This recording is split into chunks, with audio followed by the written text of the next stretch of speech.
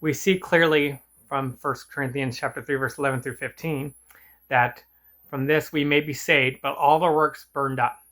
I may have a wretched, miserable voyage through life, with no victory and no reward at the end, saved yet so as by fire, or as Job puts it, with the skin of my teeth.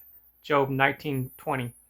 I believe that a great many men will barely get to heaven, as Lot got out of Sodom, burned out, nothing left, works and everything else destroyed.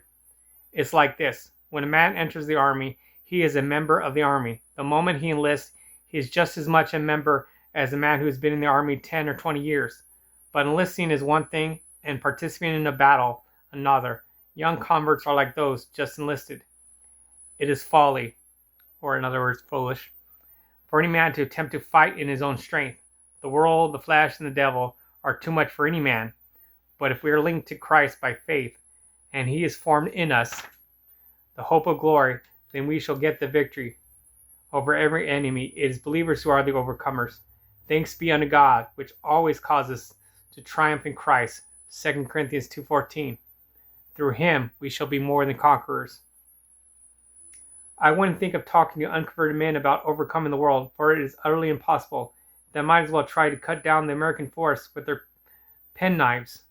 But a good many Christian people make this mistake. They think the battle is already fought and won. They have an idea that all they have to do is put the oars down in the bottom of the boat, and the current will drift them into the ocean of God's eternal love. But we have to cross the current. We have to learn how to watch and fight and how to overcome. The battle has only just commenced. The Christian life is a conflict and a warfare, and the quicker we find it out, the better. There is not a blessing in this world that God has not linked himself to. All the great and higher blessings God associates with himself. When God and man work together, then is that there's going to be victory.